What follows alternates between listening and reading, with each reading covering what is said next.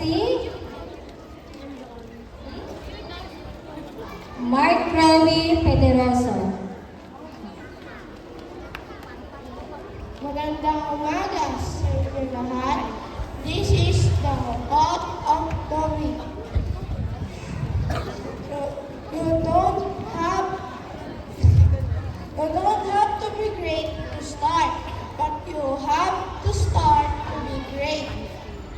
And tandaan nyo is, hindi mo kailangan maging magaling kung ito ka na mag-i-umpisa.